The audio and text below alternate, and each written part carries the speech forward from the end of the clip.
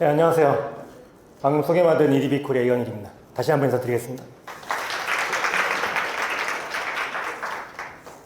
예, 저희 CTO 부인이신 마크 림스터께서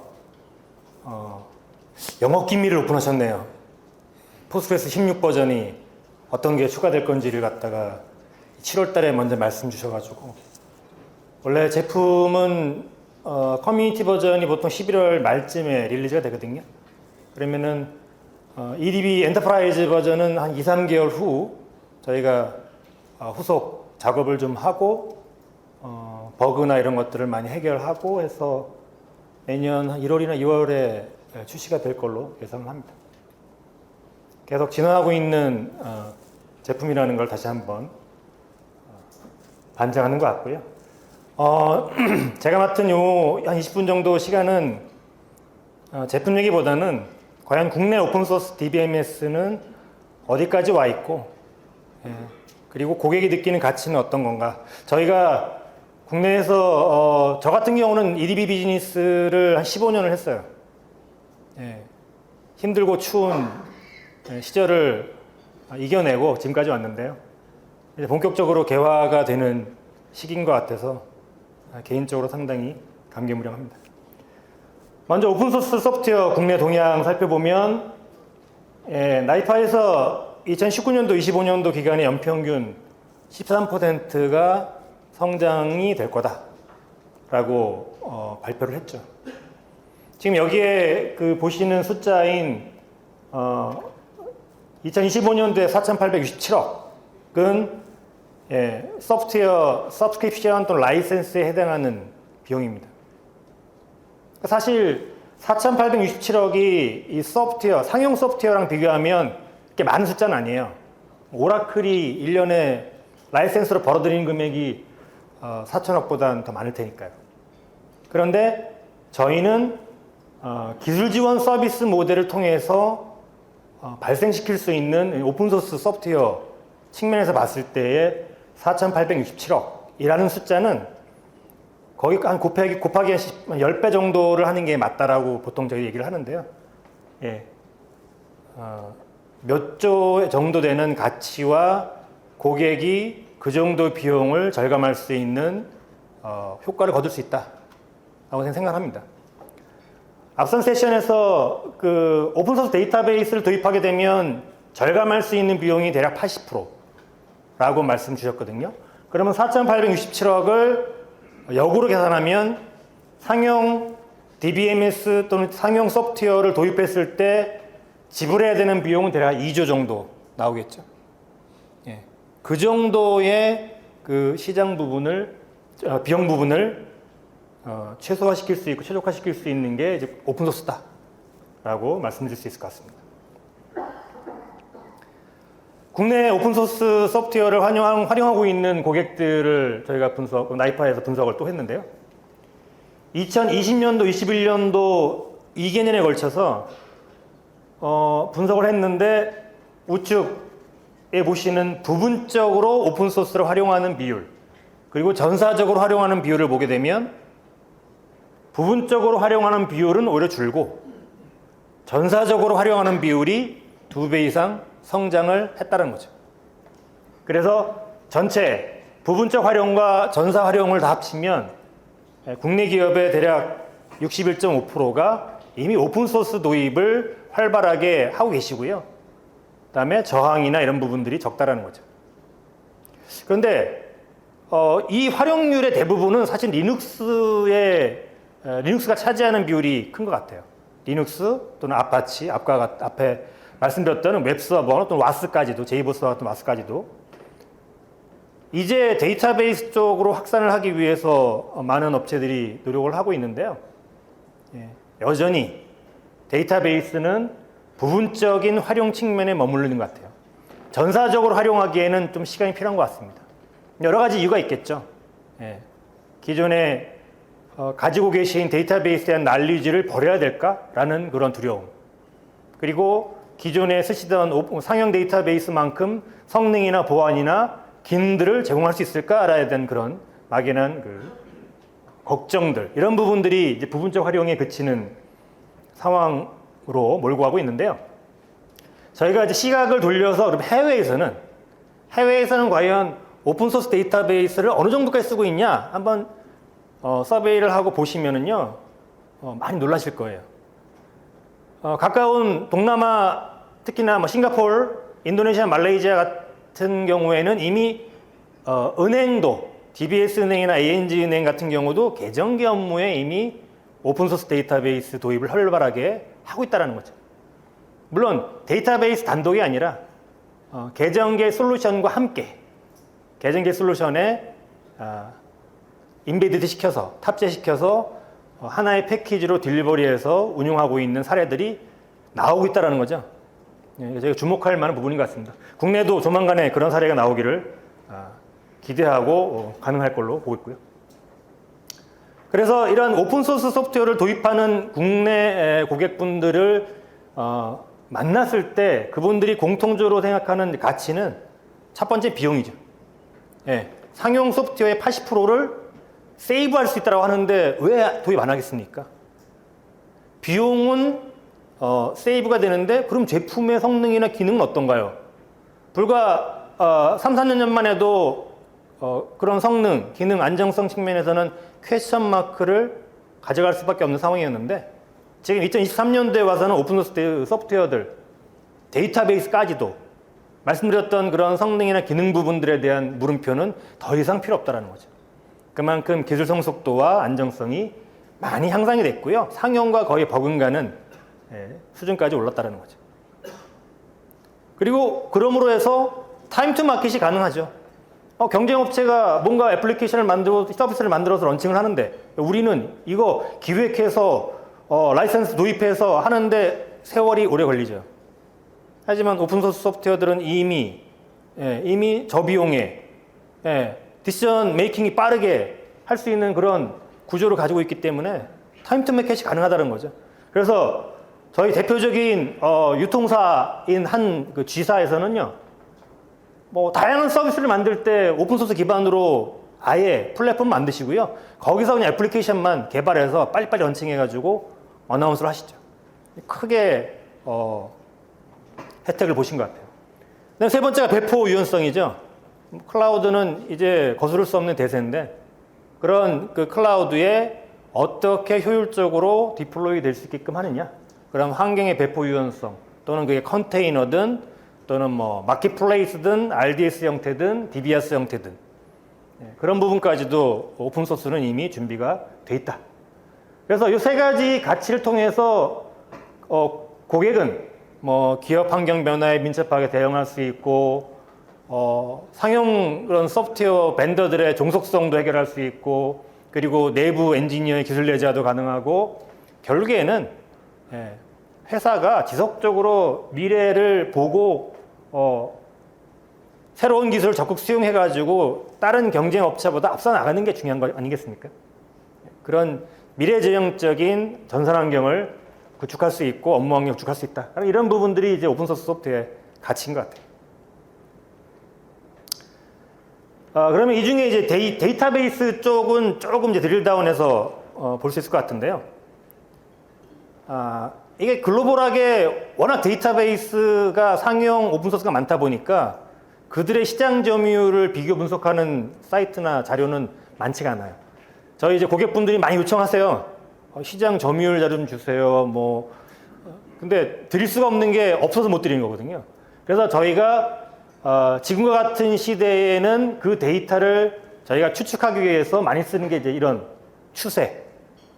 dbengines.com에 있는 데이터를 많이 활용하는데, 여기 보시는 이 그래프, 아까 그 마크 리스터 CTO도 잠깐 보여드렸는데, 이 그래프가 생성되는 데이터, 어디서 데이터를 갖고 오는 거냐? 하고, 구글, 빙, 검색 엔진에 대한 키워드, 그리고 구인 사이트인 인디드나 링크드인에 구인 관련해가지고 올라오는 키워드, 그리고 트위터에 트윗되는, 리트윗되고 트윗되는 그런 단어들을 딱 분석을 합니다. dbengines.com에서.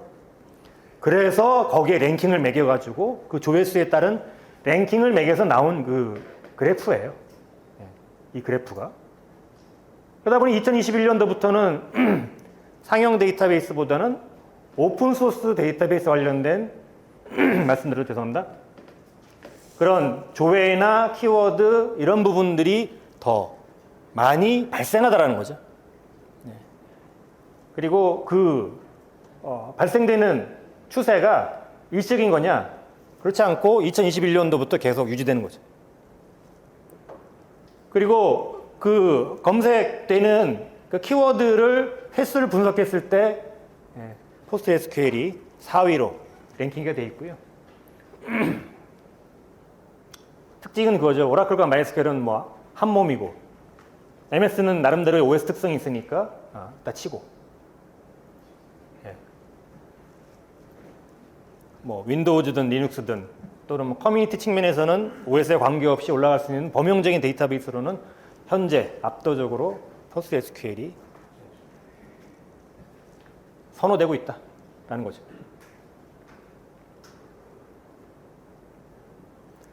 그리고 사실 데이터베이스는 DB 분들도 중요하지만 그 어떤 특정 데이터베이스를 가지고 개발하는 개발자분들의 선택도 중요하거든요. 그래서 스택 오버플로우라고 하는 개발자들을 위한 커뮤니티에서는 가장 선호하는, 가장 쓰고 싶은 데이터베이스가 뭐냐에 대한 항목이 있었고요.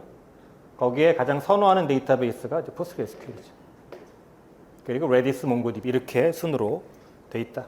이 데이터들은 직접 사이트에 가시면 검색하실 수 있고요.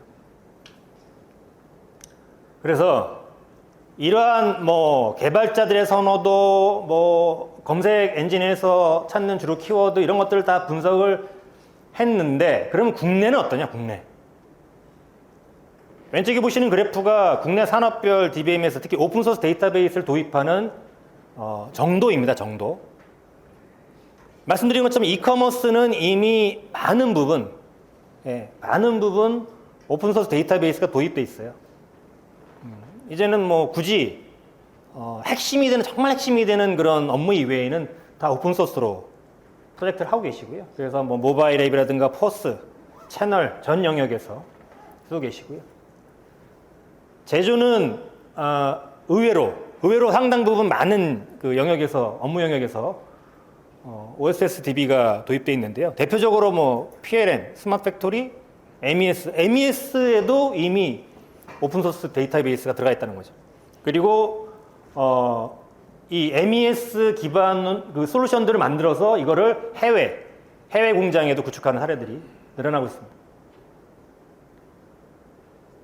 저희가 작년부터 포커싱하고 있는 그 영역이 이제 금융이죠.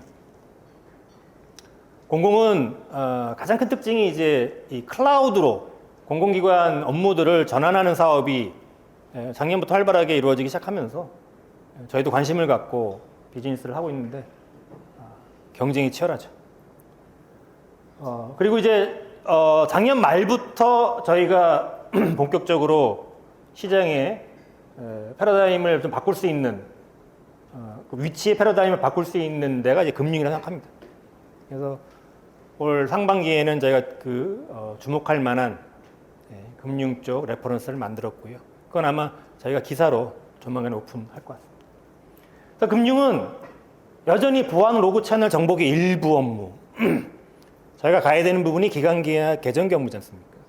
근데 해외는 이미 갔다라는 거죠. 그런 트렌드를 보게 되면 금융도 이제 머지않아 그런 주요 업무에도 오픈소스 데이터베이스가 도입될 걸로 기대를 하고 있습니다. 공공 쪽 사례 한번 볼게요. 올 초에 대구센터 사업이 오픈되면서 7개의 오픈소스 데이터베이스 업체가 초대가 됐어요. 여러분 잘 아시는 뭐 알티베이스, 뭐 인젠트, 티맥소프트, 티베로 아니죠. 티맥소프트, 뭐 마리아DB 다 초대가 됐습니다. 그리고 고객들, 공공기관이 이 7개의 리스트 중에 선택하게 돼 있어요. 어떤 DB를 선택해서 대구 클라우드 센터로 들어갈 건지. 그건 고객이 결정하는 거죠. 근데 재미있는 거는 인젠트 제품, 그다음에 티맥스의 오픈SQL이에요. 이거는 오픈SQL 이름이 바뀌었죠. 하이퍼SQL, 오픈SQL, 그리고 저희 제품 세 개가 다 PostgreSQL 기반의 제품인 거죠. 저는 이거를 보면서 좀 느낀 게 뭐냐면 왜 동일한 데이터베이스 커널의 제품을 가지고 경쟁을 시킬까? 서로 보완할 수 있고 같이 협력할 수 있는 그런 관계임에도 불구하고 이게 현실이라는 거죠. 저희 공공 쪽 특히나 보시는 것들. 선제하고 알트베이스는 메인 메모리 DB 쪽이기 때문에 그렇다고 인정. 큐브리드는 국산 토종 오픈소스라 데이터베이스라고 해서 인정. 마리아DB는 이제 MySQL의 아류니까 그 포크 버전이니까 그리고 웹 쪽 관련된 업무에 적합하죠. 그런데 굳이 이게 아직 정확하게 오픈소스 데이터베이스에 대해서 인지하고 있고 각 제품별 가치가 뭔지를 인지를 정확히 하지 않고 있는 그런 현실이라고 저는 판단이 됩니다. 개선되겠죠. 그래서 오픈소스 데이터베이스를 평가하고 선정을 할 때 중요한 기준은 이거죠. 아무리 비용이 낮아도 기술 완성도가 낮고 전문적인 기술 지원 체계가 구축되어 있지 않으면 크게 어려움을 겪을 수 있다. 비용 때문에 들어갔다가는 나중에 제대로 못 받아가지고 또 추가 비용이 발생해서 다른 걸로 바꿀 수가 있다는 거죠. 그래서 저희가 포커싱하고 있는 이 영역, 낮은 비용이지만 최고의 기술을 가지고 고객한테 최상의 서비스를 하겠다는 거죠. 마지막으로 저희 주요 고객분들이 말씀 주신 내용에 대해서 저희가 정리를 해봤는데요. 중요한 키워드가 있는 것 같아서 딱 3개를 추려봤습니다. 첫 번째는 이제 저희가 국가 관세, 공공 쪽이죠. QPR로 보통 일을 하는데 QPR 서비스를 해외, 알제리라든가 과테말라라든가 이런 쪽에 수출하시면서 구축하시는 그런 조직인데요. 정부 조직이죠.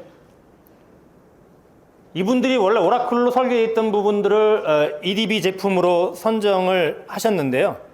그 이유가 뭐냐면 우리가 이 솔루션 패키지를 해외에 딜리버리해서 구축해야 되는데 글로벌 서비스 및 지원 체계가 필요한 거죠. 그게 제대로 돼 있냐 안 돼 있냐. 그래서 EDB 선정했다라는 게 이제 QPR 쪽에서 선정한 주요 사유이고요.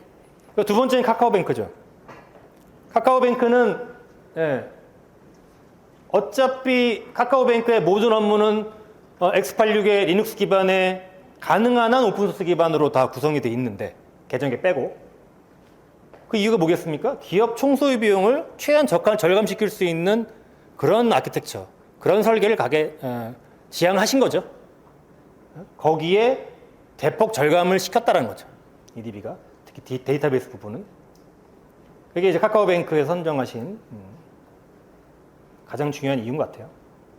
그리고 세 번째는 비시카드인데요. 비시카드가 이제 한참 붐이 됐던 마이데이터 구축 사업이 있었죠. 거기에 마이데이터를 클라우드 환경에서 구축을 하는데 관리나 구축이 최적화될 수 있는 데이터베이스가 뭐가 있을까? 오라클도 검토했고 다른 오픈소스 데이터베이스 다 검토하셨거든요. 결국에는 저희를 선정하신 이유가 클라우드 데이터베이스로서의 적합성 그리고 지원 이런 부분이죠. 그래서 지금 오늘 오신 분들이 향후에 어떤 프로젝트나 DB 전환에 대해서 검토하고 고민하신다면 이 세 가지 포인트를 가지고 선정하셔도 크게 도움이 될 것 생각합니다. 제가 맡은 내용은 여기까지고요. 감사합니다.